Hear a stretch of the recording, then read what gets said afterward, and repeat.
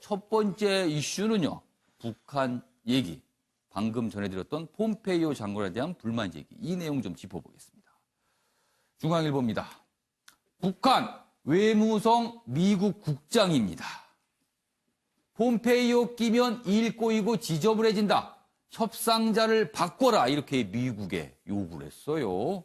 여기 보시면 폼페이오 김정은 독재자다. 뭐 이런 얘기를 최근에 했었거든요. 그래서 북한이 이런 불만 표시라는 게 아마 이런 표현 때문에 그런가. 이렇게 분석이 나오고 있는데요. 최고 존엄 모독 간주에 공격한 듯하다. 뭐 이런 얘기가 있습니다. 좀 구체적으로 내용 좀 보겠습니다. 여기 보면요. 권정근 북한 외무성 미국 국장입니다. 조선중앙통신과의 인터뷰 형식을 빌려서 북한 당국의 입장을 설명한 겁니다. 여기 보시면 하노이 순회회담의 교훈에 비추어 보아도 일이 될 만하다 가도 폼페이오만 끼어들면 일이 꼬이고 결과물이 날아가곤 했다. 그런데요, 지금까지 하노이 회담이 결렬된 이유는 뭐 여러 가지가 있었지만 그 중에 한 명이 존 볼턴 미국 국가안보 보좌관이 개입을 하기 시작했었다. 이런 분석이었거든요. 그렇다면 상식적으로 생각해보면 볼턴 보좌관을 뭐 경질하라, 바꿔라 이런 요구가 나올 법한데 그 얘기는 안 합니다. 대신에 폼페이오 장관은 북한을 여러 번 방문했고 김정은 위원장도 여러 번 만났어요. 그런데 이런 얘기가 나온 겁니다. 여기 보시죠. 그렇다면 이유, 독재자 발언일 거로 지금 추정이 되고 있습니다. 그 얘기가 여기 있습니다. 폼페이오 장관은 앞서 지난 9일 미국 상원에 출석을 해서 질문을 받았는데요. 베네수엘라 대통령을 독재자라고 불렀는데 김정은에 대해서도 같은 표현을 쓰겠는가 이렇게 질문을 받았습니다. 그러자 폼페이오 장관, 물론이다. 내가 분명히 그렇게 말했다. 독재자 맞다. 이렇게 얘기를 한 겁니다. 그래서 이 부분이 이렇게 논란이 된 건지요. 아무튼 얘기가 있습니다. 그럼 여기서요. 폼페이오 장관의 발언 영상으로 직접 확인해 보겠습니다. Would you agree to your description Maduro also applies to North Korea's leader Kim Jong-un? Sure. I'm sure I've said that. 네. 굉장히 짧습니다. 그런데 상식적으로 제가 아까 말씀드렸지만 볼턴 보좌관을 보고 물러나라 해야 될 것 같은데 폼페이오 장관 보고 지저분하다, 저질이다까지 표현을 했어요. 이런 상황에서 최근에 김정은 위원장의 행보, 군사 행보 모습이 보이고 있습니다. 그 내용입니다. 한국일보예요. 비행훈련에 이어 전술무기 시험까지 김정은 대미 압박 저강도 시위를 하고 있는 것 아니냐. 이런 내용입니다. 여기 있으면요. 이틀 연속 군비 점검 행보를 보이고 있는데 마음 먹으면 못 만들 무기가 없다. 이런 말을 또 합니다. 신형 무기 시험 5개월 만에 참관을 했습니다. 그동안은 안 했거든요. 그러니까 뭔가가 변화가 생길 듯 합니다. 제재, 무기 배제, 도발 수위는 안 넘겼다. 북미 협상 엎으려는 의도는 아닌 듯하다. 그래서 지금 교착 상태인 회담에 대해서 불만 또는 경고 메시지로 읽힌다. 이런 분석이 나왔습니다. 저희가 기사를 좀 봤습니다. 윤경호 의원님, 일단 왜 볼턴 보좌관이 아니고 폼페이오 장관을 겨냥했을까요? 그러면서 표현이 지저분하다. 그자가 끼면 지저분해진다.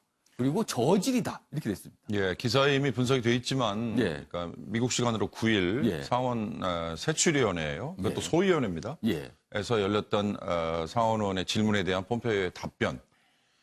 사실 북한이 몇 차례 얘기하는 것처럼 최고 존엄에 대한 모독이죠. 독재자 베네수엘라의 대통령과 맞비교를 한 예. 거니까 잘 보셔야 될 게 이런 이 상원에서의 청문회가 있었을 때의 시점은 북한이 최고인민회의를 열고 당 노동당 전체 회의를 열고 북한 내부의 지배체제에 약간의 변화가 최근에 있었거든요. 아, 그렇군요. 그 시점이군요. 딱 그 시점입니다. 그러니까 김정은 위원장이 국무위원장으로 똑같은 위상은 유지가 됐지만 예. 그 이외에 뭐 군내 최고 대표 사령관이라는 표현까지 새로 나오고요. 또 국무위원 중에 몇몇 빠져나가는 사람이 생겼고 무엇보다 중요한 건 상임위원장이라고 하는 예. 그러니까 국가의 명목상의 예. 수반 김영남이 물러나고 최용해가 그 자리를 대신하고 뭐 여러 가지 변화가 있지 않습니까? 그러니까 그거에 맞춰서 지금 북한의 외무성의 북미국장이 나와서 한 얘기이지만 이거는 대내용의 측면도 분명히 있는 거죠. 아니 최고 존엄을 모독한 미국의 트럼프 대통령의 핵심 수화를 그냥 넘어간다면 그건 대내용으로는 체면이 쓰지 않는 거니까. 그러니까 미국을 향한 앞으로 벌어질 비핵화 추가 협상에 대해서 수싸움, 뭐 이건 너무나 당연한 거고 그거에 더해서 더 중요한 건 대내용 인민들에게 우리의 존엄을 모독한 폼페이오에 대해서는 참을 수 없다. 짚을 건 짚고 넘어가야 된다라고 얘기를 하는 거죠. 만약에 이렇게 되면 미국과 북한 간의 마크 협상이 벌어질 때 미국이 이에 대해서 유감 표명을 안 하고 넘어갈 수는 없는 거 아니겠습니까? 그렇겠네요. 예, 이제 그런 점에서는 이제 미국과의 줄다리기에 양수 겸장이 되는 거겠죠. 미국에 질문을 던진 거예요. 어떻게 할 거야? 이렇게 질문을 던진 겁니다. 그렇습니다. 제가 보기에는 미국을 향한 수싸움의 줄다리기 이건 너무나 당연한 거고 거기에 더해서 대내용으로 북한 인민들에게 던지는 메시지 측면이 더 크다. 저는 그렇게 해석을 하고 싶습니다.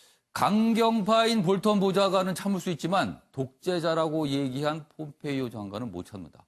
근데 그동안 폼페이오 장관은 사실 북한 쪽 얘기를 많이 듣고 전달하는 위치였는데 협상이 어떻게 가는지 모르겠습니다. 아무튼 이런 가운데 김정은 위원장의 군사 관련 행보가 좀 주목받고 있는데요. 관련 내용 하나 더 있습니다. 보시죠.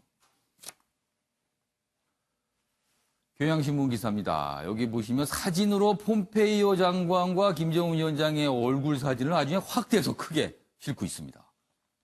두 사람 서로 또 편집을 이렇게 다른 방향을 보게끔 편집을 또 해놨네요. 기사 보겠습니다.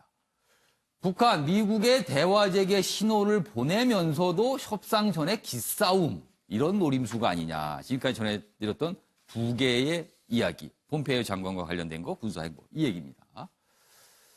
북미 협상 책임자 폼페이오 교체 요구했다. 이 북한 외무성 관계자가 또 이런 얘기도 했어요. 소설 작가처럼 허구 꾸며내는 게 특기다. 노골적 불쾌감이다. 의제 방식을 좀 바꿔 대화 재개해보자는 것이다. 이런 분석도 있습니다. 뭐 군사행보는 대미 압박용 메시지다. 자, 최찬원 교수님. 두 가지 사항 봤습니다. 뭐 폼페이오 장관과 관련된 거 군사행보. 북한의 노림수가 분명히 있을 겁니다. 어떻게 보십니까? 일단 폼페이오 장관은 어쨌든 그 북미 비핵화 협상 실무총 책임자입니다. 그리고 이런 책임자에 대해서 이렇게 비난을 한 건 처음이거든요. 사실은 여러 기싸움이 있었습니다만, 그러니까 앞서 말씀하신 것처럼 뭐 대내용인 측면이 분명히 있죠. 최고 존엄을 모독했으니까 그걸 뭐 배제할 수 없을 것 같고요. 또 하나 문제는 이제 그 형식이 담화나 성명 이런 것들이 아니었거든요. 이제 아까 말씀처럼 그 조선중앙통신과의 그 인터뷰. 문답에서 나온 외무성 국장의 인터뷰였다. 그러면은 수위가 좀 수위가 되게 낮은 거예요. 만약에 정말로 비난하려 했다면 훨씬 더 높은 수위로 했겠죠. 그 부분을 이제 생각을 해봐야 될 것 같고요. 또 하나 문제가 북미 비핵화 협상이 거의 뭐 지금 교착 상태잖아요. 거기에 대한 어떤 불만을 이제 내비친 거다. 그러니까 대내용인 측면도 있고 미국에 대한 메시지 측면도 있는 겁니다. 그러니까 지금 이제 그 군사훈련 얘기가 나왔잖아요. 군사훈련 저 부분은 대북 제재엔 들어가지 않는 거거든요. 그러니까 국내에서 전략 무기가 아닌 거니까 재래식 무기에 대한 훈련은 할 수 있는 거죠. 국가적 차원에서 볼 때. 그러나 분명히 그것도 미국에 대해서 상당한 불만 그리고 향후 미국에 대해서 오히려 역설적으로 대화를 하겠다라는 그 강한 의지를 표출한 거라고 볼 수도 있어요. 폼페이오를 비판하고 또 그 국내 비행 연수 훈련 이런 것들을 김정은 위원장이 지도했던 거 이런 것들은 미국에 대한 어떤 뭐 비난이나 이런 경고도 포함되어 있다 하더라도요. 대화 의지를 더 강력하게 얘기하는 그런 면을 우리가 읽을 수 있을 것 같습니다. 기본적으로. 사실 군사해보 관련해서 어떤 뭐 시험, 뭐 미사일 발사 이런 정도를 했는데 그게 규모가 작고 거리가 짧아서 뭐 레이더에도 잘 안 잡힌다고 합니다. 그러니까 뭔가를 하긴 했지만 도발이라기보다는 우리 목소리를 좀 들어달라. 뭐 이런 신호인 것 같기도 해요. 그렇습니다. 그리고 이 성명, 이 폼페이오 장관에 대한 이 발언이 나온 그 형식도 좀 수위가 낮은 걸로 봐서는 아무튼 여러 가지 해석이 가능한 지금 상황이 벌어지고 있습니다. 알겠습니다. 다만 이제 미국 당국도 이 사항에 대해서 이제 분석에 들어가고 우리 당국도 역시 분석을 하고 있을 것 같습니다. 자, 이번에 정치권 얘기로 좀 가보겠습니다. 어제도 잠시 이 이슈를 좀 다뤄봤는데요. 박근혜 전 대통령의 석방론. 어제도 하루 종일 이거 가지고 많은 사람들이 얘기를 했어요. 정치권 인사들이요. 그 내용 좀 보시죠. 동아일보입니다. 언제가 총선 영향력을 좌우할 수 있다. 언제. 박근혜 석방론 주판을 튕기는 여야다. 셈법이 복잡하다는 얘기겠죠. 여기 보시죠. 전국 이슈로 떠오른 박 전 대통령 변수다. 이렇게 돼 있는데요. 일단 여야로 나눠서 지금 어떤 생각을 갖고 있을까? 여기 분석한 내용이 좀 있습니다. 먼저 여기 보시죠. 한국당 형 집행정지 등 검토 착수했다. 법률적 검토를 했다는 얘기도 있어요. 총선 임박해 석방 가능성 촉각이다. 야권 분열 최악 시나리오 우려한다. 뭐 이렇게 돼 있습니다. 뭔가 총선에 임박해서 요 석방론이 본격적으로 이슈가 불거지고 지금부터 뭔가 가면은 유리할 수도 있다. 뭐 이런 셈법이 있는 건가요? 아무튼 그 얘기고요. 옆에 보시죠. 민주당은 이렇습니다. 죗값 덜 치러 시기상조다. 내부에선 오래전부터 다각도 분석을 했다는 얘기도 있고요. 총선 앞두고 국민 통합을 내세울 수도 있다. 그래서 여당 내에서도 전 석방이나 어떤 형 집행정지 그쪽에 약간 뭔가 움직임이 있을 수도 있지 않겠느냐. 뭐 이런 얘기거든요. 뭐 분석 기사를 봤는데요. 딱히 뭐 이렇게 뾰족한 분석은 아닌 것 같습니다. 아무튼 여야 특히 민주당과 한국당의 속내가 굉장히 좀 복잡하게 뭐가 있다 이런 얘기인데요. 일단 이수희 변호사하고 한민수 교수님한테 박근혜 석방론 어떻게 보시는지 지금 정치권 한 며칠 전부터 나오더니 어제는 꽤 구체적으로 많은 분들이 얘기를 했어요. 지금 이제 법적으로 형사소송법적으로 뭐 형법적으로 지금 가능한 거는 기결수가 됐기 때문에 형 집행정지로 해서 병원에서 계시거나 아니면 뭐 그리고 나서 나아졌다고 했을 때 다시 수감하는 방법 아니면은 뭐 자택에서 뭐 또 그 질병 치료 뭐 이런 이유로 해서 하는 방법 그게 아니면은 이제 대법원 판결이 아직 안 났기 때문에 확정이 안 돼서 사면은 지금 사실 어려운 거거든요. 그래서 사면에 대해서 얘기를 할 때는 이제 성탄절 사면 얘기가 나오는 거예요. 그 다음에 아니 뭐 8월 또 추석 얘기도 나오는데 그 사이에 추석이 9월 달인데 그 사이에 대법원 판결이 확정 판결이 난다고 해도 좀 여당 입장에서는 여권 입장에서는 적극 지지층이 좀 그 눈치를 봐야 되는 거죠. 이게 거의 제가 이제 이쪽 진영하고 저쪽 진영의 분들을 만나보면 박근혜 전 대통령의 석방에 대해서 뭐 사면에 대해서 거의 한미 FTA 체결하는 것처럼 그 아주 강한 반감을 갖고 있는 분들이 여권의 적극 지지층들이 그러시더라고요. 그런데 이제 또 이 보수층의 유권자들은 어수선하다. 전직 대통령 2명을 다 그렇게 구속 상태로 있는 거는 바람직하지 않다라는 거고. 다만 그런데 또 보수층 유권자 안에서도 탄핵을 못 받아들이는 분들이 있잖아요. 그렇습니다. 그분들은 또 박근혜 전 대통령을 중심으로 해서 새로운 세력을 또 만들고 싶어 하는 거고. 그러니까 양쪽에 다 그 지금 주판을 튕긴다라고 지금 헤드라인을 뽑은 것처럼 어느 게 더 득이 되고 실이 될지에 대해서는 서로가 지금 예측은 추측은 해보지만 확신은 없는 거죠. 벌어져야 그때 이렇게 번지는구나라고 지금 판단할 수 있을 것 같아요. 그러니까 지금은 여러 가지 셈법이 있지만 실제 만약에 이루어질 경우 과연 어떤 영향을 미치겠냐. 그것은 아직 확신을 못하는 거군요. 어디로 갈지는 그 영향이. 자, 한민수 교수께서는 석방론을 주장하는 한국당 내부의 일각의 주장. 그리고 이거에 강하게 반발하고 있는 또 민주당 내부의 일각의 그런 입장. 각각 어떤 생각에서 그럴까요? 이제 좀 전에 말씀 나왔습니다만 박근혜 전 대통령 석방론은 일회성으로 끝나는 문제는 아니고요. 계속적으로 실제로 형이 대법원에서 확정돼가지고 예를 들어서 뭐 국민통합의 차원에서 다른 전직 대통령도 그랬으니까요.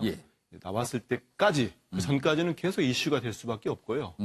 이번에는 좀 공교롭죠. 두 가지 사안이 한꺼번에 나왔습니다. 형 집행정지는 이게 시점이 이제 4월 16일 자정으로 구속기한이 만료되니까 변호인 측에서는 이제 형 집행정지 해달라. 그렇죠. 근데 이제 자유한국당의 내부 검토나 이런 건 좀 다릅니다. 근데 여기서 기사에서 형 집행 정지 등 나중에 붙였는데요. 예. 황교안 대표의 지시를 받은 당내 법률 쪽에서 검토한 거는 처음에 보도된 것처럼 약간 저기 진보 보수를 가릴 것 없이 법률인들은 이거 예. 좀 무리다 하는 판단을 한 건데 검토를 했어요. 뭐냐면은 지금 국정농단 사건으로 2년을 지금 살고 있지 않습니까? 예. 넘어가고 있는데 그걸 가지고 공직선거법 이번에 공천 관련된 거로 기결이 된 2년형을 산 걸로 가름할 수 있지 않느냐. 사실 그게 가름하게 될 수가 있겠습니까? 안 되는 건데 그럼 그런 정도의 주장들이 나오고 한 거는 뭐냐. 제가 볼 때는 황교안 대표의 좀 무리수라고 볼 수 있을 것 같아요. 본인은 뭐 승부수가 되지 큰 승부수는 아니겠습니다만. 왜냐하면 첫째는 예전에 당대표 경선에 나왔을 때 옥중 메시지가 나왔었죠. 박근혜 예. 대통령이. 그리고 되게 황교안 대표를 좀 비토하는 듯한. 그렇죠. 그 메시지는 좀- 사실 간접적으로도 전해졌어요. 그렇죠. 뭐 변호사를 통해서 유영하 변호사를 인터뷰 형식을 통해 빌려서 또 전해진 내용이었습니다. 당신은 친박이 아니라고까지 했었어요. 근데 지금 제일 공약으로 내건 보수 대통합을 내건 황 전 대표로서는 예. 총선을 딱 정확히 1년 앞둔 이 시점에서 이 메시지를 던지는 필요가 있죠. 그러면 박 전 대통령을 지지하거나 예. 열성적 지지층에서는 역시 이제 황 전 대표가 예. 박 전 대통령에 대한 석방론도 얘기하고 움직이는구나 이거를 할 것이고요. 조금 더 길게 보면 총선용이라고 볼 수 있습니다. 전에 말씀대로 이걸 끌고 감으로써 여권과 여당의 대응도 계속 보면서 다른 수를 던질 수 있고요. 근데 이 시점에서 참 뭐 말씀드리고 싶은 거는 예. 열성 지지자나 박 전 대통령 지지층에서는 황 대표의 이런 이 제스처나 이런 워딩들을 찬성하고 좀 지지할지 모르겠습니다만은 근데 일반 국민들 입장에서는 일단은 핵심이라 할 수 있는 국정농단 재판이 제대로 이루어지지도 않고 그렇죠. 아직 끝나지 않았습니다. 맞습니다. 그리고 2017년 10월 이후로 예.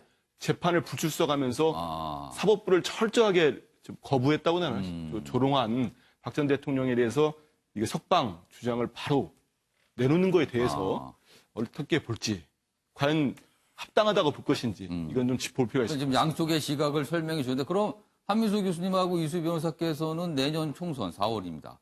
총선 때 이 석방론이 큰 이슈가 될 수 있다고 보십니까? 아니면 시간이 지나면서 그냥 잠잠해질까요? 이슈는 계속 되고 갈 겁니다. 예. 총선 전까지 박 전 대통령이 예. 계속 감옥에 예. 있게 되면은 이슈가 될 것이고 예. 특히 박 전 대통령을 지지하는 층, 그 지지하는 지역에서는 더욱더 목소리를 높일 것이고요. 예. 근데 당장 지금으로 볼 때는 이 촛불 정부죠. 지금 문재인 정부가 촛불 시민들의 지지를 갖고 된 정부에서 재판도 완료되지 않거나 아니면 어떤 국민통합에 큰 명분이 생기지 예. 않았을 때는 쉽게 이거를 뭐 총선 전략용으로 접근하기 쓰기는 쉽지 않지 않나. 이렇게 생각합니다. 그러니까 지지층에서 나올 수 있지만 그게 이렇게 확산될 이슈로까지는 아닐 수 있다는 말씀이시네요. 이수희 변호사께서는 총선 이슈로 좀 이게 커질까요? 아니면 그냥 이러고다 사그러들까요? 저는 한국당에서는 큰 이슈로 삼을 수 있을 것 같아요. 예. 각 후보들, 당에서도 그렇고 각 후보들도 그 두 전직 대통령, 특히 박근혜 전 예. 대통령에 대한 이때까지 이제 확정이 된다면 예. 대법원 판결이 나온다면 사면 얘기가 꾸준히 나올 거라고 생각이 들고 그런데 이제 제가 수차례 말씀드리지만 박근혜 전 대통령께서 정치를 안 하겠다. 네. 그러니까 이 갈등이 보수 내의 이 갈등의 첫 시작과 끝이 박근혜 전 대통령이에요, 지금. 그러면 당신이 좀 매듭을 지어야 되는데 예. 저는 보수를 위한 역사적 책무는 당신이 그냥 정치를 접는데 저는 불행하지만 예. 다 수용하겠다. 그러니까 그 옥중에서 저는- 뭔가 메시지를 내야 된다. 좀 그래야 된다고 생각해요. 근데 이걸 바라는 게 좀 어색한 게 지금까지 안 나왔는데 뭐 갑자기 나올까요, 그게? 그러니까 유영하 변호사 통해서 그때 황교안 대표 예. 전대 예. 그런 메시지를 애둘러서 보낸 거 보면 예. 참 정치 안 한다 이런 말씀을 기대하는 게 저도 어리석은 것 같긴 한데 예. 저는 역사적인 책무라고 봅니다. 박정희 알겠습니다. 대통령. 최창희 교수님. 전 한국당에 좀 한 말씀 드리고 싶은 게 네. 앞서 이 변호사께서 좋은 말씀 해주셨는데요. 이러한 것들 주장하려면요. 예. 한국당부터 반성 좀 해야 됩니다. 최근에 그 박근혜 대통령 전 대통령 탄핵에 대해서도 물론 예. 전당대회 때 일입니다. 예. 얼마 전 일입니다만 박근혜 전 대통령 탄핵 잘못됐다라고 얘기했었잖아요. 지도부가. 근데 그거는 그 헌법 절차에 따라서 이루어진 탄핵과 전 대통령 파면인데 그것이 잘못됐다라고 얘기하면 그거는 헌법 체계를 부정하는 것이고 국민의 일반 의지를 부정하는 걸로 비칠 수 있는 거거든요. 근데 거기에 대한 얘기는 아직 없어요. 예. 요새 뭐 이제 그 한국당의 지지율이 좀 회복되는 기미긴 합니다만 예. 막 그런 것 때문에 그런지 몰라도 예. 저도 거기에 대해서 반성하고 그 당시 집권당이 한국당이었으니까 예. 국정농단 탄핵에 대해서 반성한 다음에 그런 예. 다음에 뭐 통합을 얘기하든지 이렇게 돼야 될 것 같고요. 그래서 일단 순서가 잘못됐다. 예. 박 전 대통령의 그 반성을 촉구하는 건 뭐 당연한 얘기고요. 한국당이 반성해야 될 것 같고요. 또 하나 문제가 자꾸 국민통합 그러는데 예. 전두환 전 대통령, 노태우 전 대통령 사면해서 통합됐습니까?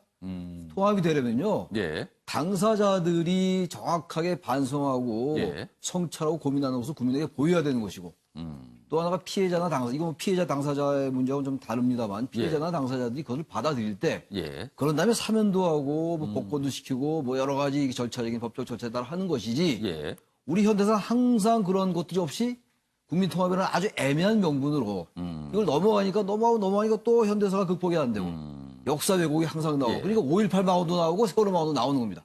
알겠습니다. 한국당에 전 반성을 촉구합니다. 그러니까 지금 상황에서 석방론 얘기하는 거는 어림없는 얘기다. 이 말씀이신 거네요. 전 그렇습니다. 알겠습니다.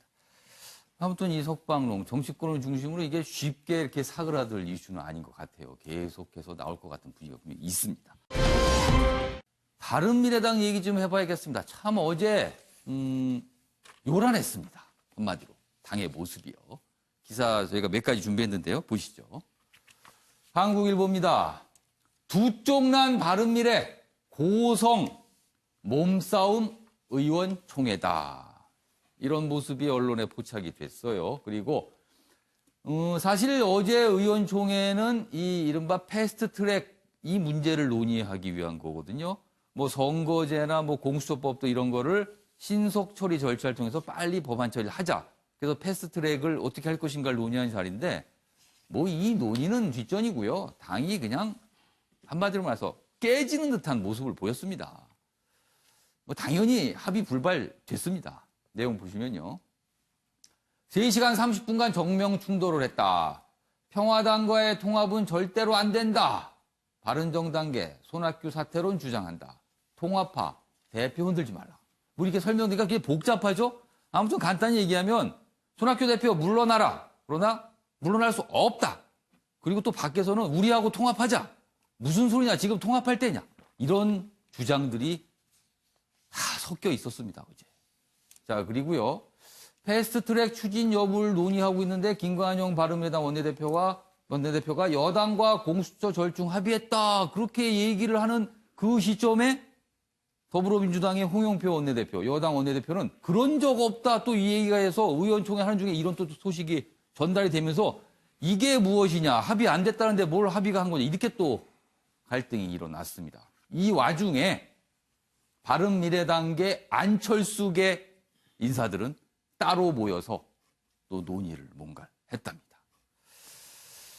참 관련 기사가 더 있는데 이것도 보고 가겠습니다. 넘겨주시죠.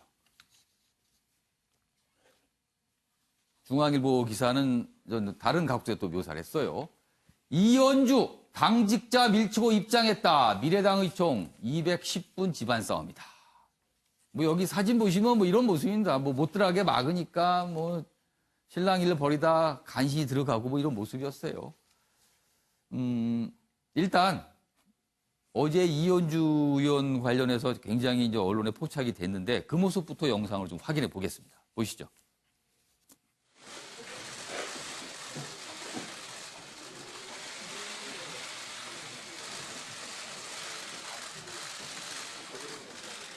패스트트랙 강행 처리를 한다라는 얘기를 듣고 왔습니다. 그 의결권 박탈이 그러면 이것을 강행 처리하기 위한 꼼수였냐라고 묻고 싶고 매우 심각하다.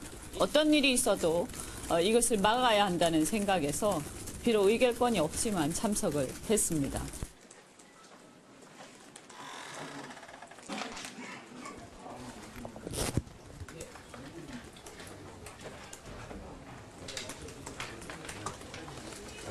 잠깐만요. 잠깐 비켜보세요.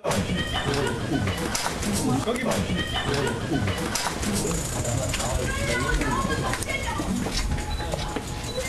저기 좀 앉아. 저기.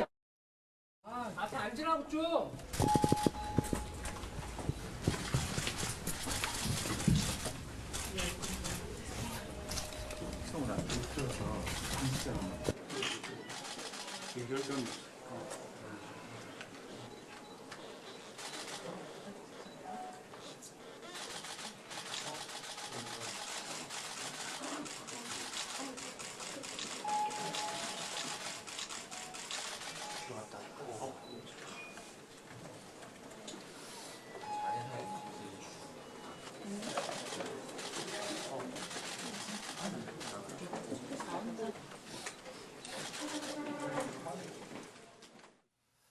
자, 저희가 좀 길게 편집을 해봤는데요. 저 모습만 봐도 지금 당이 어떻게 되고 있는 건지 보입니다. 이혜원 의원이 나타나니까 문을 열어주는데 그 사이에 이원주 의원이 들어간 겁니다. 그 안에 좀 막고 가로막아 있는 당시자들 해치고요. 윤경호 의원님, 직접적인 질문 좀 드리겠습니다. 지금 바른미래당 진짜 깨지는 건가요? 아니면 어떻게 수습이 될 수 있는 건가요? 저 모습만 보면 이미 지금 깨져 있는 상태고요. 제가 보기엔 시간 문제일 것 같고. 예. 저도 정치부 일선 기자 시절에 취재해봤지만 지금은 이제 떠나와서 현장에 감은 없습니다만 어제 저 사태 이후에 오늘 방송을 위해서 제가 한번 전화 통화를 한번 해봤어요. 그러니까 이미 양쪽으로 이제 갈라져 있는 게 확연해 보여요. 양쪽 분들한테 다 통화를 해보셨어요? 뭐 한쪽밖에 못했습니다만 하여튼 바른정당 원래 유승민 대표를 포함한 유승민 전 대표를 포함한 과거에 한국당 출신들이 분명히 한쪽 서 있고요. 뭐 통상 바른정당계라고 부르기도 합니다. 그리고 이제 안철수계라고 하지만 엄밀히 따지면 20대 총선 때 호남 지역을 중심으로 반문재인 기류가 강할 때 안철수라는 제3의 세력을 내세워서 그 뭉쳐가지고 어찌됐든 원내 교두보를 확보한 분들이잖아요. 이제 그 두 파의 생각이 확연히 다르더군요. 그러니까 그런 점에서 보면 뭐 이미 당이 깨지는 건 시간 문제 같고 지금 저 모습에 여실히 반영이 되고 있는데 저는 어제 지금 뭐 겉으로만 보면 이 네 분 싸움하는 거 이것만 보입니다만 실제로는 어제 바른미래당의 의원총회에서 나온 결론은 이제 선거법 개정은 물 건너갔다 이거죠. 핵심은 그러니까 패스트트랙의 선거법 개정안과 공수처 또 발의안 그리고 검경 수사권 조정안 이걸 같이 붙여가지고 올리긴 했습니다만 그렇죠. 어제가 이걸 추인받기 위한 그렇습니다. 자리였어요. 핵심은 선거법 개정이거든요. 뭐 공수처나 검경 수사권 조정은 시한이 있는 게 아니거든요. 그러나 선거법이라는 거는 이미 선거구 획정 시한을 지금 넘겼고 불과 지금 1년도 남지 않은 상황 아니겠습니까? 그러니까 선거법은 빨리 고쳐야 되는 거고 그러면 선거법을 왜 고쳐야 되느냐라고 물은다면 뭐 그건 또 다른 논쟁이 필요하지만 개헌처럼 선거법이라는 건 민의가 제대로 반영이 되고 현재 잘못되어 있는 여러 제도를 좀 보완하자는 차원에서는 지금 21대 총선을 앞두고는 서둘러야 되는 과제 중에 하나인데 어제 바른미래당의 내홍과 내분으로 인해서 불똥이 튄 거는 결국 이제 선거법 개정은 물 건너 갔구나 라는 것 때문에 저는 제3의 원내교섭단체인 바른미래당의 이 내분이라는 게 결국 지금의 대한민국 정치판을 이렇게 수렁에 빠뜨려 버렸다라는 점에서 참 유감스러워 보였습니다. 사실 바른미래당이 이런 선거제 개편과 관련해서 이른바 캐스팅 보트 아주 결정적인 표를 들고 있거든요. 그런데 집안이 저렇게 내용이니까 뭐 아예 의견을 못 모아서 그냥 선거제 지금 어떻게 되는 건지 불투명해졌다 이 얘기입니다. 지금. 자, 한민수 교수님 지금 이현주 의원 모습을 봤거든요. 뭐 맨 끝에서는 이제 하태경 의원까지 나와서 여러 가지 고성을 지는 모습가 있었는데, 이현주 의원이 저런 어떤 실랑이를 통해서 그 안에 들어갔어요. 그리고 나서 여러 가지 얘기를 했는데 또 고통을 치면서 손학규 대표 사퇴된다 이런 얘기도 했거든요. 또 근본적인 문제일 수 있는데 이현주 의원과 손학규 대표는 왜 이렇게 멀어진 겁니까? 뭐 단순히 멀어졌다는 표현이 좀 부족하긴 하지만 굉장히 사이가 나빠졌어요. 저렇게. 왜 그런 겁니까? 뭐 예전 뿌리로 돌아간다면 지금의 더불어민주당 통합신당이었죠. 그 안으로 갈 수 있습니다. 대통합민주신당이었나요? 이현주는 그쪽 출신이었으니까 처음 출발은. 근데 이거는 지금 선거법 패스트트랙 가지고 의총이 열렸습니다만 근본적인 시작이라 할까. 근본적인 거는 결국은 내년 총선입니다. 총선에 본인의 정치 생명이 걸려있기 때문에 이건 사활이 걸린 문제예요. 그래서 본인이 어떤 거취를 취해야 살아남을 수 있는가.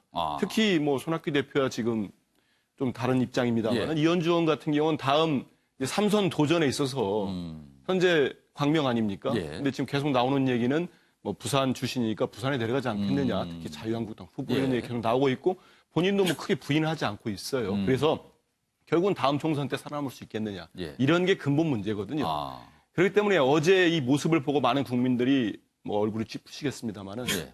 아무리 정치가 생물이라고 하더라도 바른미래당의 미래는 그 일부 의원들은 깨끗하게 깔끔하게 헤어지자고 하는데 더 모양이 이상해지는 이별할 때 모양이 더 이상해질 겁니다. 예. 결국은 이게 현재로 볼 땐 제가 볼 때는 3분지계라고 해가지고 무슨 전략 예. 전술로 얘기지만 그것보다는 세 갈래로 쪼개질 가능성이 높다고 봅니다. 결국 손학규 대표가 얘기하고 또 호남 쪽에 지금 바른미래당, 예. 국민의당 출신들이 얘기하는 민평당, 민주평화당과의 제3지대론, 예. 호남 신당과 맞물려 있지요. 그리고 안철수 대표가 지금 조기 귀국 소리 나오고 있지 않습니까? 그렇습니다. 9월인데 6월로 당긴다는 예. 얘기도 있는데요. 오면은 지금 안철수계도 안철수 전 대표를 중심으로 해서 예. 새로운 활로를 모색하는 것 같고 어, 그렇다고 해서 지금 뭐 저기 좀 전에 하태경 의원도 나왔습니다만은 예. 바른 정당이었죠. 예. 그 자유한국당에서 나오신 예. 분들 8분이 남아 계시는데 이분들이 호남신당으로 가기는 쉽지 않을 겁니다. 그것도 안철수 대표와 같이 할 수 있느냐. 예. 물론 극적으로 두 세력이 합칠 수도 예. 있겠습니다. 지금으로 볼 때는 각자 도생의 길을 걷겠는데 그렇다고 해서 지금 제3 정당 예. 교섭단체를 바로 깨기는 쉽지 않을 겁니다. 왜냐하면 이 총선 종국이 어떻게 흘러갈지 모르기 때문에. 예. 근데 그 과정에서 어, 우리 국민들은 저런 모습들을 연속적으로 볼 수밖에 없지 않겠느냐. 알겠습니다. 이런 건 좀 안타까운 일입니다. 이름이 바른미래당이지만 과연 이 정당에 미래가 있겠느냐 많은 분들이 지금 의심을 하고 있는 상황이에요. 여기 보면요, 아까 기사를 조금 더 세부적으로 보겠습니다. 여기 좀 잡아주시죠. 어제 이제 의원층에서도 안에서도 여러 가지 또 주장과 공방이 있었어요. 여기 보면 평화당과의 합당에 관해서 또 공방이 오갔습니다. 그 안에서 의총장에서 유승민 의원 호남 지역 정당 만드나. 그자 손학규 대표 합당 때 아니다. 뭐 이렇게 해명했지만 뭐 그렇게 쉽사리 사과들지는 않습니다.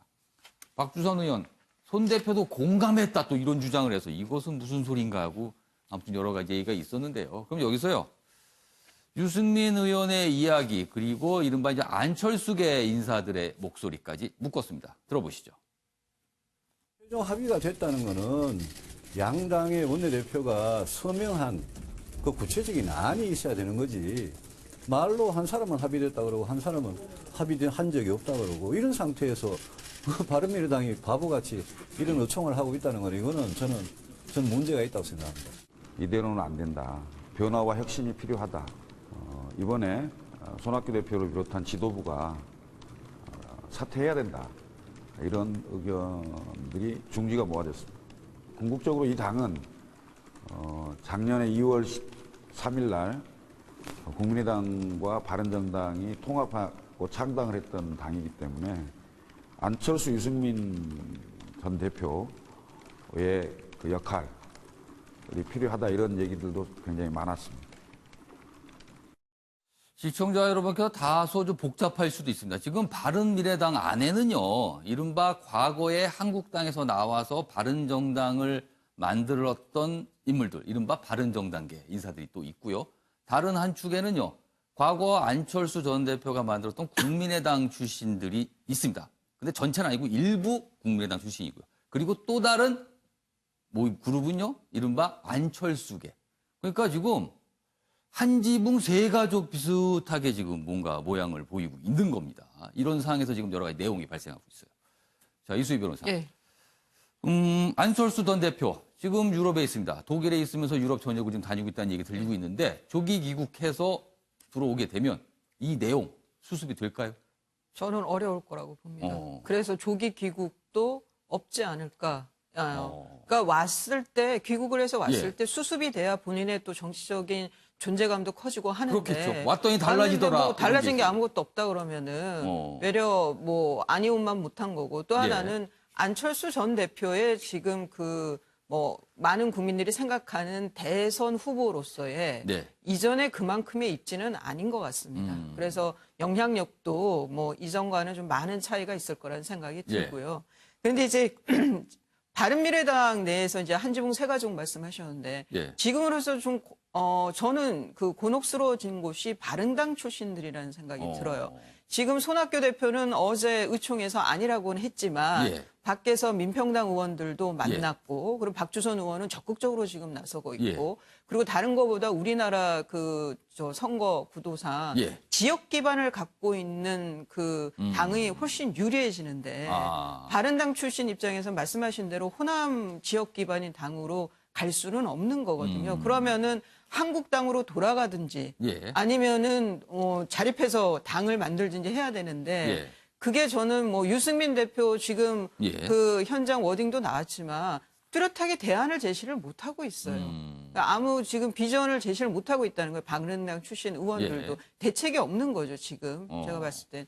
그러면은 한국당 그렇다고 한국당에서 고스란히 다 받아줄 상황도 아니고 공천이 있기 때문에 예. 내년에 저는 바른당 의원들이 상당히 지금 곤혹스러운 상황이 아닌가 싶습니다. 조찬일 교수님, 네. 같은 질문 드리겠습니다. 안철수 전 대표가 들어오면 수습이 될까요? 저도 뭐 비슷한 생각이에요. 수습되기가 어렵죠. 지금 저 바른미래당의 저런 부분은 대단히 구조적인 문제거든요. 총선을 뭐 배제하고 생각할 수 없는 건데 예. 바른미래당 내 그 국민의당 출신 의원들하고 바른정당 출신 의원들하고요. 이미 사실은 뭐 내부적으로는 거의 갈라진 거로 봐야 됩니다. 만약에 지도부가 현재 바른미래당의 지도부가 사퇴한다고 해서 예. 저 내분이 해결될 가능성은 거의 없다고 보여지고요. 아까 합당 얘기 잠깐 나왔지 않습니까? 근데 민주평화당과 바른미래당의 합당은 전 현실적으로는 쉽지 않을 것 같아요, 당장은. 그러니까 그래서 나온 얘기가 제3지대 얘기거든요. 그러니까 바른미래당 안에 있는 국민의당 출신 의원들, 예. 주승용, 뭐 김동철, 뭐 박주선 이런 의원들이겠죠. 그리고 이제 손학규 계라고 불리는 이찬열 의원, 예. 김성식 의원 이런 분들이 좀 있고 평화당 내에 제가 알기엔 상당히 다수 의원들이 그 평화당도 마찬가지예요. 민주평화당, 그 평화당도 예. 이대로 선거를 치를 수 없다라는 생각을 많이 가지고 있는 걸로 저는 알고 있어요. 예. 여러 분과 이제 접촉해 보니까 그렇다면 결국 평화당의 다수 의원들과 바른미래당의 아까 제가 말씀드린 그런 의원들 등등 예. 해서 제3지대에서 만나는 거, 제3지대 창당론. 이게 가장 현실성이 있을 것 같고요. 거기에 따른 진통인 것 같아요. 최근에 손학규 대표가 예. 추석 때까지 10% 지지율이 나오지 않으면 사퇴하겠다. 이런 얘기를 하면서 그 뒤에 제3지대론이라는 말을 처음 꺼냈어요. 합당이라는 말을 꺼내지 않고 통합과 예. 합당보다는 제3지대라는 말을 꺼냈단 말이죠. 예. 이 얘기는 합당이나 통합보다는 제3지대를 통해서 뭔가 제3정당을 만들어 나가겠다라는 생각이고 추석 때까지 기다려달라. 지금 당장 사퇴하면은 이런 대안이 없다라는 그런 의미로 들리는 거거든요. 예. 이건 총선 그리고 여러 가지 정당의 연합과 어떤 연합 정치의 측면에서 봐야 될 것 같습니다. 지금 이런 내용의 근본적인 이유가 내년 총선 때 과연 내가 당선될 수 있을까? 이 고민이라고 지금 많은 분들이 얘기하시는데 그렇다면요. 과거에 당을 만들고 합당을 하고 이런 거는 왜 했을까요? 그때는요. 이런 질문을 하게 되면 세상물정 모르는 질문을 하지 마라 이렇게 답들을 하실까요? 아무튼 궁금해집니다. 어떻게 생각하십니까? 순서를 진행해 보겠습니다. 도대체 왜라는 질문에 답을 찾아보겠습니다. 보시죠.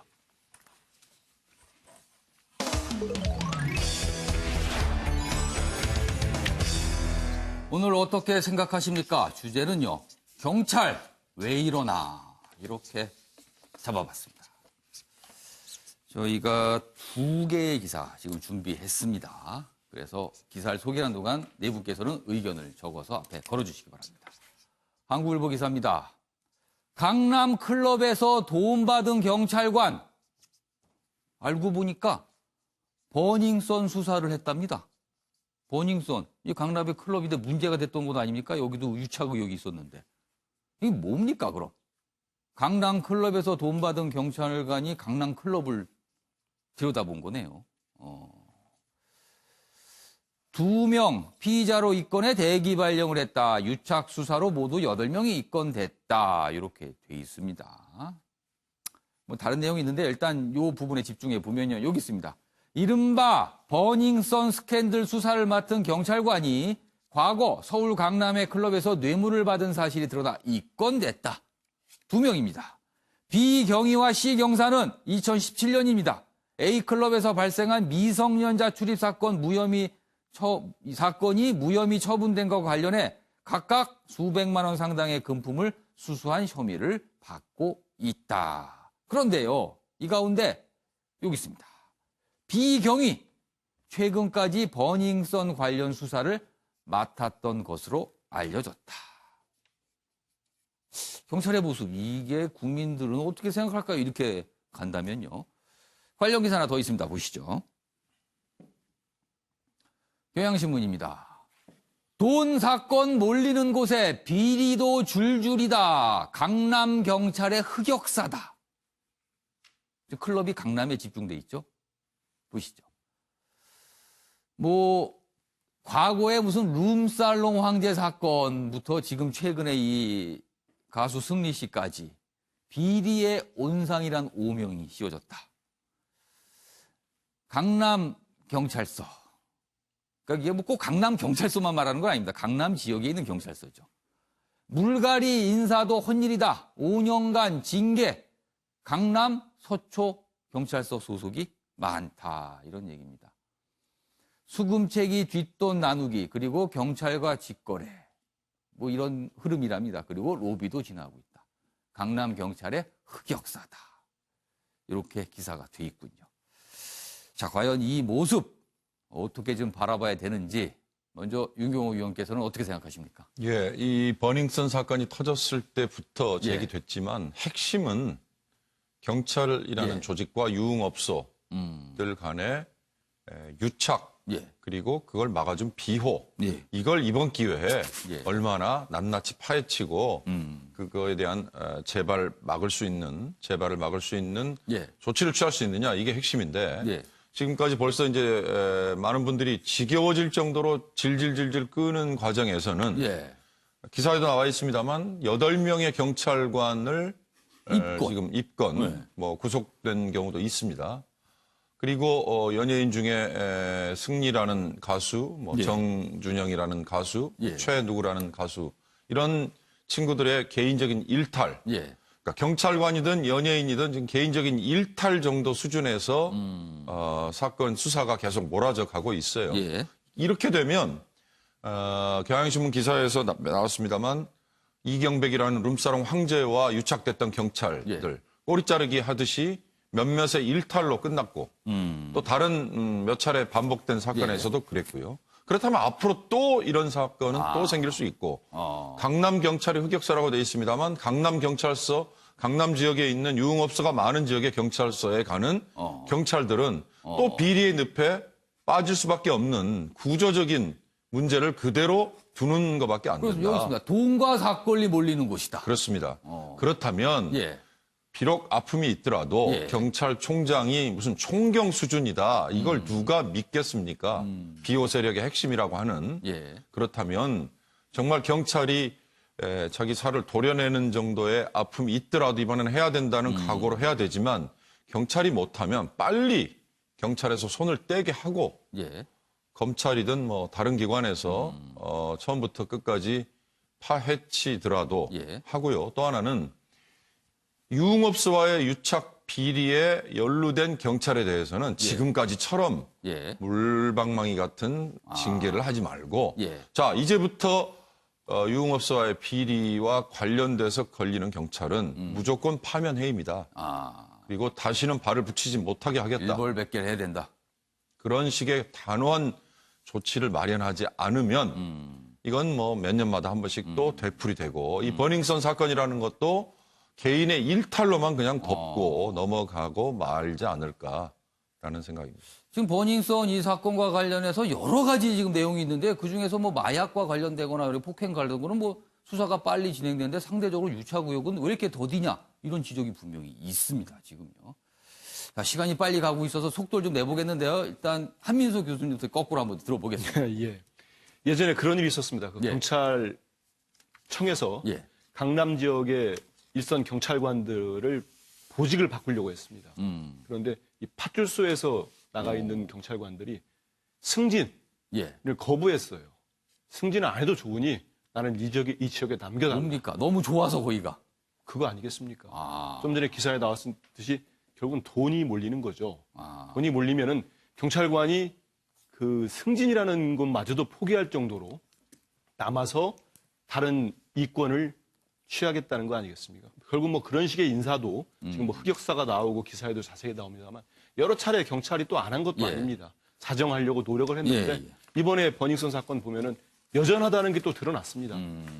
관련된 자가 또 수사를 하고 있고 예. 버젓하게 그러게 또 들통이 나고 그런데 그래서 제가 그 이른바 큰 대안이 될 수 없을 수 있겠습니다만 예. 특별관리, 특별감찰, 특별수사가 필요하다.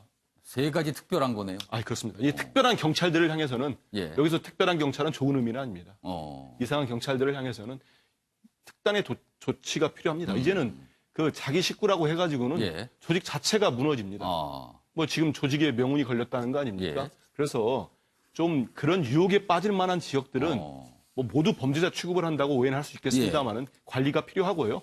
그리고 여기에 대해서는 수시 감찰이 이루어져야 됩니다.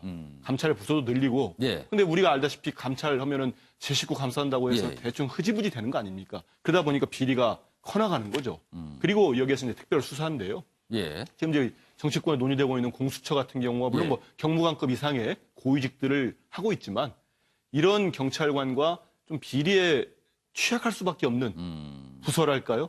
이런 해당되는 분야들 예. 이런 경찰들에 대해서는 특별하게 수사를 할 수 있는 뭐 경찰 내부도 좋고요. 예. 물론 공수처는 고위직이니까요. 예. 이렇게 해서 제도뿐만 아니고 이 제도적으로 또 접근해서 이런 비리가 이번이 마지막 기회 아닐까 싶습니다. 우리 경찰이 새롭게 알겠습니다. 태어날 수 있는.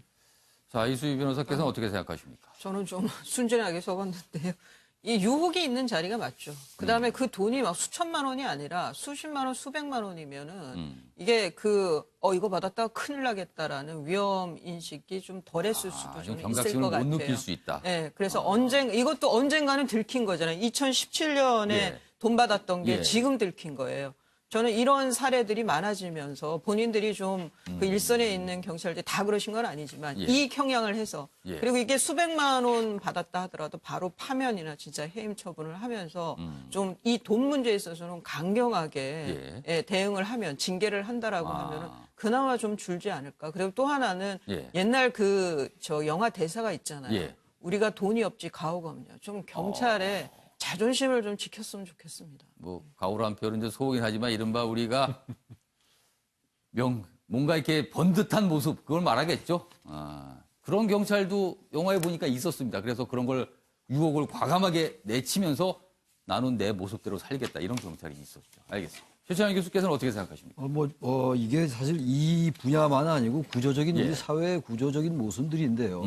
그래서 그 부분을 다 얘기할 수는 없는 것이고 일단 사법 권력의 개혁이 필요할 것 같아요. 지금 검경 수사권 조정 문제도 사실 그런 일환이거든요. 경찰 권력, 법원 권력도 마찬가지고요. 검찰 권력 그렇고 이런 부분들을 제도적으로 보완하지 않으면 이런 부분은 계속 생길 수밖에 없어요. 그러니까 현장에서 어떠한 부분들을 어떻게 관리할 것인가의 문제를 제도적으로 검경 수사권 조정이라든지 공수처법 설치 이런 것과 관련시켜서 보다 연구를 해가지고 아주 구조적으로 어떻게 할 수 없게끔 만들어 가야지 당위적으로 자꾸 윤리적으로 도덕적으로 얘기를 해봐야 우리 한국 사회에 이른바 짬짬이 구조라는 게 있잖아요. 그런 것들이 혁신되지 않을 것 같습니다. 제도 자체에서 감히 그런 일을 벌이지 못하게 만들어야 된다는 말씀이셨습니다. 알겠습니다. 이번에는 사회 관련 기사 좀 보겠습니다. 2개의 기사 준비했는데요. 일단 박유천 씨 관련해서 계속 뒷말이 있네요. 이 부분은요. 조선일보입니다. 마약 적발 피하려고 이렇게 물음표가 달려 있어요. 머리 염색 새로 하고 뭐 제모를 하고 갔다 이런 얘기가 있죠. 여기 있습니다. 머리카락 염색 자주 하면 마약 성분 사라질 가능성이 있다. 그리고 다른 채모로 마약 검사 검출은 가능하다. 그런데요, 이제 이 박유천 씨 측에서는요, 예전부터 주기적으로 제모를 했다 이렇게 해명을 했는데 아마 좀 의혹을 받고 있는 것 같습니다. 관련 영상이 있는데요, 보시죠.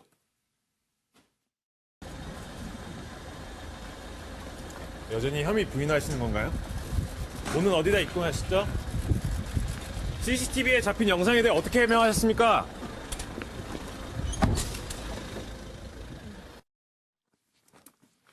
이수희 변호사, 통상 이렇게 마약 혐의를 받고 있는 인물들이 조사를 받을 때 이렇게 제모를 하거나 염색을 하거나 이런 경우가 좀 있나요?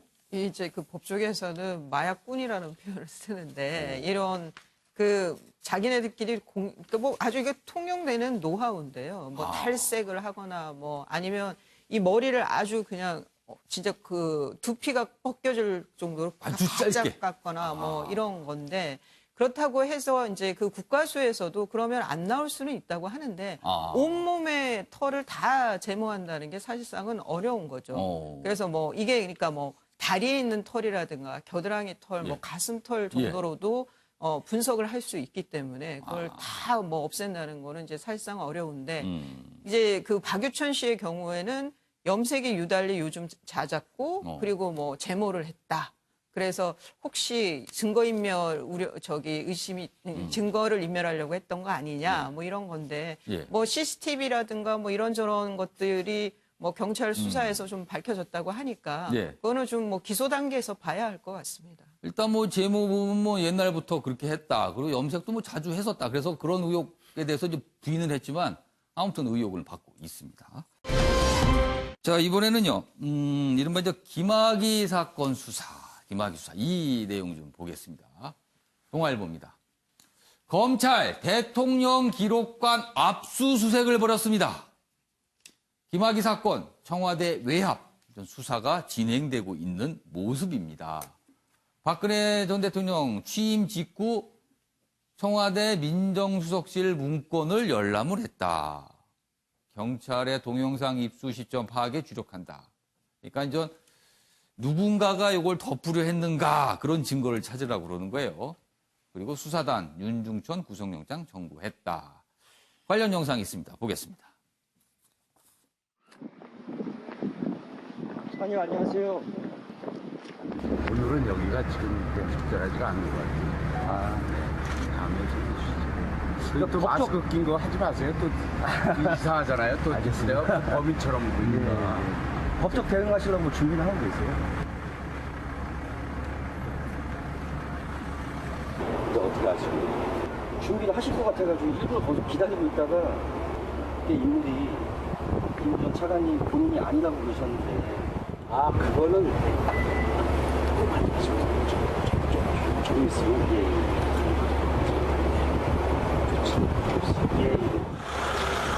그만하세요 지금. 도망 다니고 그런 것도 아니고. 먼저 가시면 안 될까요? 예, 먼저 가겠습니다. 네, 김학의 전 차관이 언론에 이제 모습이 포착이 됐는데요. 어떤 치료를 받고 나오는 모습에 이제 언론이 포착이 돼서 영상이 저렇게 들어와 있습니다. 이수희 변호사. 예. 일단 김학의 전 차관. 뭐 법률적으로 어떤 대응 준비를 하고 있는 것 같아요. 어떤 준비를 하고 있을까요? 두 가지일 것 같은데요. 며칠 전에 뭐 언론에서 그 영상이 그 고화질의 영상이 하나 보도가 됐죠. 거기에 대해서 부인을 하는 취지로 밝혔는데 뭐 명예훼손이나 뭐 이런 걸로 대응을 그걸 하겠다고 했기 때문에 혹시 그 부분하고 다른 거 하나는 지금 죄송합니다. 뇌물을 공소시효가 남아있기 때문에 그 뇌물 쪽을 더 조사를 하겠다라고 해서 특조단에서 그래서 아마 거기에 대한 대응을 그 준비를 하고 있지 않을까 싶은데 의외로 그 영상에서 보면 좀 담담하다고 해야 되나요? 그러네요. 근데 좀 의외입니다, 모습은. 글쎄요, 뭐 여러 가지 생각을 해서 그런지 하여튼 영상상으로 좀 담담한 표정이 노출이 됐습니다. 자, 이번에는 트럼프 미국 대통령 관련 기사가 좀 눈길을 잡는 내용이 있어서 저희가 준비했습니다. 조선일보입니다. 여기 보시면 사진을 보시면 트럼프 대통령의 딸이죠. 이방카, 백악관 선임 고문을 맡고 있는데요. 미국 내에서 좀 구설이 있나 봅니다. 퍼스트 도터. 뭐 이런 표현이 원래 있기는 있나 봅니다. 퍼스트 도터 이방카, 트럼프 후계 꿈꾸나 이렇게 돼 있어요. 그래서 여기 자세히 보시면요. 아프리카 순방을 해서 각국 정상과 회담을 하고 있습니다. 마치 대통령처럼. 그리고요. 세계은행 총재, UN 대사설이 그동안 있었는데 이걸 인정했어요. 이런 설 있는 거 맞다. 이런 거 사실 제안받는 거 맞다. 이렇게까지 얘기를 했어요. 그래서 미국 언론에서는 이렇게 표현합니다. 뭐 백악관 백지수 표냐? 건방의 극치다. 이렇게 비판을 받고 있는데 여기 내용 보면 이렇습니다. 트럼프 대통령의 장녀 이방카 백악관 선임 고문이 정치적 야망을 위해서 아버지 지위를 이용하고 있다는 논란에 불이 붙었다. 정치 반경을 넓혀온 이방카가 갈수록 정권 실세임이 드러나 트럼프 왕조 수립 프로젝트란 말까지 지금 미국에서 나오고 있답니다. 트럼프 왕조 수립 프로젝트. 윤공우 의원님, 이거 어떻게 이해해야 됩니까? 예, 미국 사회 특징일 수도 있고요. 또 예. 반대로 미국에서 네포티즘이라는 영어 단어가 있습니다. 예. 그러니까 족벌주의예요. 저도 워싱턴에서 특파원을 3년 해봤는데 저는 예. 부시 대통령 말기, 오바마 대통령 초기입니다. 예. 부시 대통령은 아버지 부시를 이어서 선출직으로 대통령이 된 사람이니까 그건 뭐 이미 그건 국민이 국민으로부터 똑같은 인정을 거니까. 받은 거고요. 오바마 대통령 때는 부인의 여러 공직 진출에 대한 비판 기사들이 조금씩 있었습니다. 그러나 이방카 본인이 유엔 대사 등등에 대한 제안 얘기를 했다지만 예. 기사에 슬쩍 있습니다만 미국에 이미 엔티 네포티즘이라는 법안이 있습니다. 그러니까 법이 있습니다. 기억하시겠지만 존 F 케네디 젊은 대통령이 1960년 대통령이 된 다음에 동생 로버트 케네디를 법무장관에 앉혔는데요. 예. 그 이후로 배우자나 동생, 아들, 딸, 친족은 상원에서 청문회를 거쳐야 되는 자리에는 가지 못하도록. 그러니까 지금 이방카가 백악관의 선임 고문이라고 우리말로 되어 있는데요. 예. 시니어 어드바이저라는 이 자리는 예.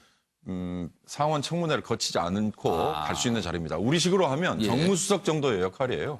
이런 자리는 그냥 대통령이 편하게 마음대로 시킬 수 있는데 문제는 그 자리에 역할 범위가 정해져 있지 않아요. 예. 그러니까 얼마든지 오지랖 넓게 여기저기 관여할 수 있는데 그래서 이방카의 남편인 제러드 쿠슈너 역시 온갖 군데 다 관여를 하고 있습니다. 심지어 외교 문제도 관여를 하고 있습니다. 예. 그러나 이들이 할 수 있는 역할이라는 거에 대해서 미국 예. 국민들이 과연 상원의 청문회를 거쳐야 되는 공식적인 자리, 정부의 부처의 자리, 그리고 선출직 이것까지도 받아들일 것인가. 그 점에 대해서는 저는 좀 의문이 드는데요. 트럼프를 분석하는 여러 책 중에 예. 아주 재미있는 분석이 하나 있습니다. 트럼프 대통령에게는 자기 주변에 있는 사람을 보는 딱 세 가지 눈이 있다. 하나는 예. 가족, 예. 또 하나는 우리식으로 하면 마름 같은, 좀 심하게 표현하면 하인. 그러니까 본인이 같이 일을 하는 나머지 측근들도 가족이 아니면 하인 둘밖에 없고요. 이른바 이제 수족. 그렇습니다. 수족. 나머지는 다 적이라는 거예요. 그러니까 트럼프 대통령의 사람을 보는 가치관을 아주 극단적으로 분류를 한 건데 예. 그중에 가장 우선순위를 두는 건 가족이다라는 얘기를 하고 있거든요. 그러니까 그런 트럼프 대통령의 개인 성향을 감안해서 힘을 받고 있는 이방카에 대해서 언론이 저렇게 주목을 하는 건데 예. 그게 실제로 후계 뭐 이런 것까지 저는 갈 수는 없다고 봅니다. 아무튼 세계은행 총재 굉장히 전문적이고 중요한 이런 자리인데 거기에 이방카가 거론됐다는 자체도 참 쉽게 납득은 가지 않는 상황인 것 같습니다. 이번에는 프랑스 노트르담 성당 큰 화재 때문에 여러 가지 이제 조치들이 취하고 있는데 그와 관련된 내용이 하나 있군요. 보시죠. 한겨레입니다. 뭐 노트르담 첨탑 재건 국제 공모 걸작 탄생할까? 이제 재건을 해야 되는데 이거에 대해서 국제 설계를 공모한다는 내용이 있습니다. 관련 기사 하나 더 있습니다. 넘겨주시죠. 그런데 프랑스 내에서 좀 논란이 되고 있는 게 있어요. 노트르담 1조 성금 역풍이다. 기업 자선 포장에 감세 챙기나 이런 얘기입니다. 이제 내각의 이제 장관 한 명이 이런 기부금에 대해서 90% 세액 공제하면 어떠냐 이런 제안이 나와서 문매를 맞고 있습니다. 거액낸 업체와 친분 논란에 휩싸여서 철퇴를 했고요. 그리고요, 이른바 프랑스 내에서 얼마나 시위가 있었죠. 노란조끼. 이렇게 누구는 어마어마한 기부금 자체가 프랑스가 빈부격차가 너무나 크다는 걸 단적으로 보여주는 거다. 이렇게 또 반발하고 있어서 국가통합 나서려던 마크롱 대통령이 곤혹을 치르고 있다. 이런 얘기입니다. 최청렬 교수님, 한 시간이 한 30초 정도 남았습니다. 짧게 논평 부탁드립니다. 노트르담 성당이야 뭐 전 세계 기독교인들 예. 특히 이제 천주교 신자들에게는 성지와 같은 곳인데 네. 이제 그야말로 우리나라 숭례문 화재 생각이 좀 나던데 네. 어쨌든 저 기업들이 발빠르게 이제 기부를 예. 하고 이런 것들이 아주 좋게 보도되고 있습니다만 의외로 이제 저런 부분들이 있는 거죠. 세액공제 문제 이런 것들. 예. 따라서 이런 부분들도 우리나라뿐만이 아니라 이제 다른 서구에서도 이런 예. 문제가 있는 것 같아요. 따라서 이런 것들을 우리나라가 알겠습니다. 예, 교장님, 좀- 시간이 다 됐습니다. 알겠습니다. 자, 뭐 좋은 일도 아마 좀 잘 살펴가서 해야 된다. 그런 얘기겠죠. 이번엔 박진아 아나운서가 전하는 이슈컷 보겠습니다. 이슈들을 사진으로 살펴보는 시간 이슈컷입니다. 첫 번째 이슈 태그는 벽화입니다. 우즈베키스탄 아프라시브 궁전의 벽화입니다. 오른쪽에 고구려 사신 2명이 그려져 있는데요. 고대 한반도와 중앙아시아가 실크로드를 통해 교류해왔다는 걸 알 수 있습니다. 우리 정부는 우즈베키스탄의 이 같은 문화재들을 발굴하고 보존하는 데 기여하기로 했는데요. 어제 문화재청은 문재인 대통령의 중앙아시아 순방에 맞춰 우즈베키스탄 타슈켄트에서 문화유산 공적 개발 사업을 위한 양해각서를 체결했습니다. 두 번째 이슈 태그는 언론 자유입니다. 빨간색과 노란색 등 여러 색깔로 표시된 세계 지도가 보입니다. 전 세계 180개국의 언론 자유 지수를 표시한 건데요. 어제 국제언론감시단체인 국경 없는 기자회가 2019 세계 언론 자유 지수를 공개했습니다. 한국은 올해 41위로 지난해보다 2계단 올라섰는데요. 최하위를 지키던 북한은 지난해 북미 정상회담을 비롯한 개방적 제스처로 긍정적으로 평가받아서 올해 179위로 한 계단 상승했습니다. 마지막 이슈 태그는 VAR입니다. 두 차례의 비디오 판독이 토트넘에게 행운을 가져다 줬습니다. 토트넘 크리스티안 에릭센의 패스 미스로 공이 맨시티에게 넘어갔는데요. 베르나르도 실바의 오른다리를 맞고 세르히오 아게로로 앞으로 떨어진 공. 아게로가 라임 스털링에게 공을 넘겼고 후반전 추가 시간에 맨시티가 골을 넣었습니다. 그런데 비디오 판독 결과 실바의 다리를 맞은 뒤에 들어간 거라며 골이 취소됐습니다. 이렇게 비디오 판독이 토트넘에게 가져다준 행운은 후반전에도 있었는데요. 후반전 28분 토트넘의 키런 트리스피어가 코너킥한 공을 페르난도 요렌테가 밀어 넣었습니다. 맨시티는 핸드볼 반칙이었다고 주장했는데요. 하지만 주심은 비디오 판독으로 허리의 골반에 맞았다고 판단해서 토트넘의 득점을 인정했습니다. 지금까지 박진아의 이슈컷이었습니다. 네. 아침의 매일영재 오늘은 여기까지입니다. 시청해주신 여러분 고맙습니다.